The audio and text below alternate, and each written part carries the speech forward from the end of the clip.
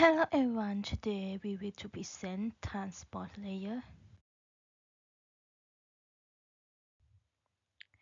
Chapter 3 Outline. Number 1 Introduction. Number 2 Transport layer protocols. Number 3 User datagram protocol. Number 4 Transmission control protocol.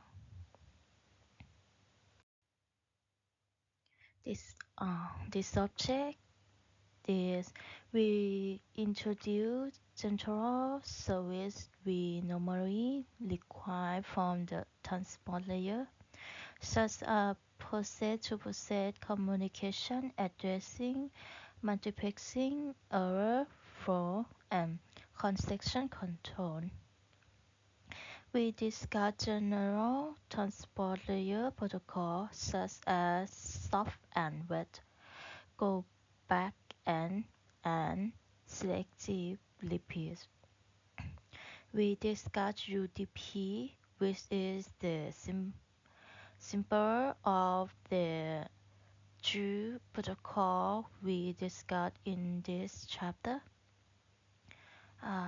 We discuss TCP service and feature. We then show how TCP provide a connection orchestrates with service using a transition diagram. Finally, we discuss flow and error control and congestion control in TCP. 3. Introduction. The transport layer provides a process-to-process communication between two application layers. Communication is provided using a logical connection, which means that the two application layers assume that there is an imaginary direct connection through which they can send and receive messages. This is feature of logical connection as the transport layer.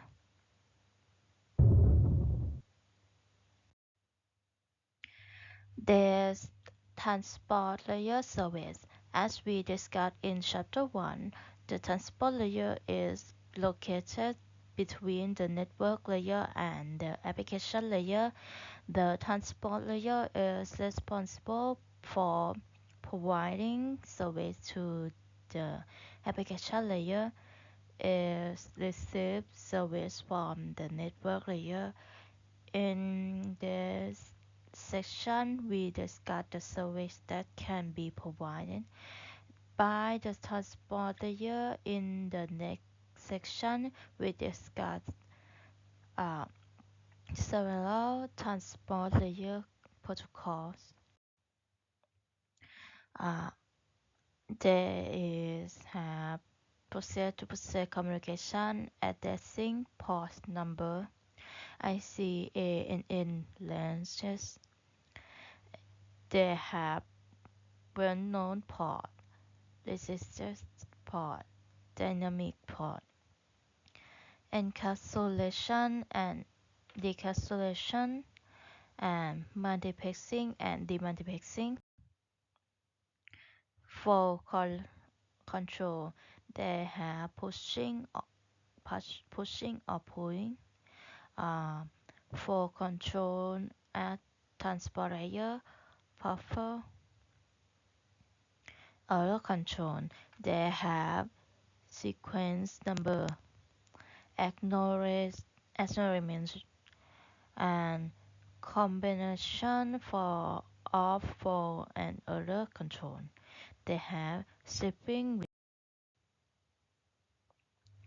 congestion control, connectionless and connection oriented. They have connectionless service, connection oriented service, finite state machine. This is a feature of network layer versus transport layer. This is port number.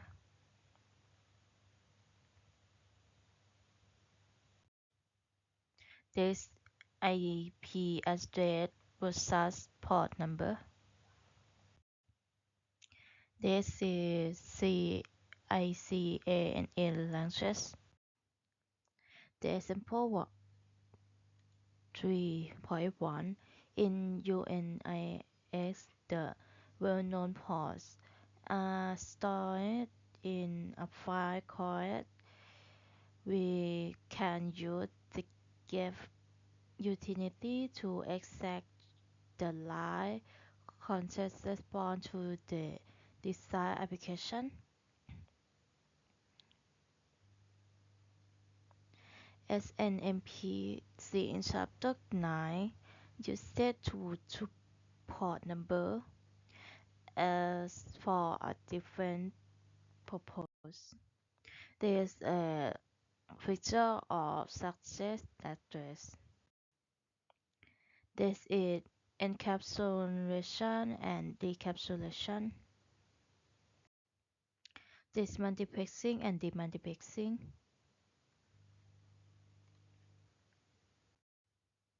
The pushing and pulling.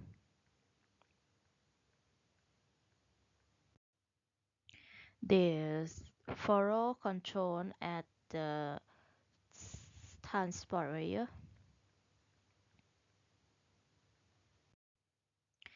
Example 3.2. The above description requires that the consumer communicate with the producer on two occasions with the pusher is full and when they are working if the two parents use a buffer with only one slope. The communication can be easier assumed that a transport layer uses one single memory location to hold a packet. When the single slope in the sending transport layer is empty, the sending transport layer sends a node to the application layer to send this next chunk. When the single slope in the receiving transport layer is empty, it sends an acknowledgement to the sending transport layer to send its next packet. As we will see later, however, this type of flow control using a single slope buzzer as the sender and the receiver in ineffective. There is wiggle of allow control at the transport layer. There is sign window in the uh, circular format. There is sign window in the linear format. There is connectionless service. There is connection oriented service.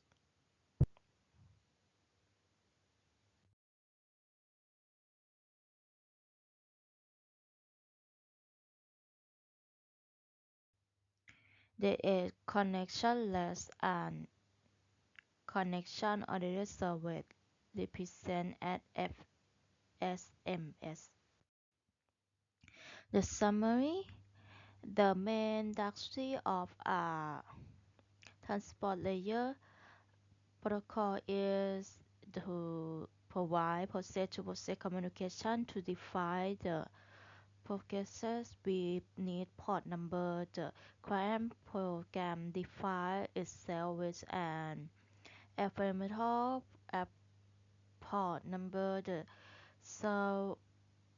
server defines itself with a well-known port number to send a message from one process to another. The transport layer protocol encapsulates and decapsulates messages.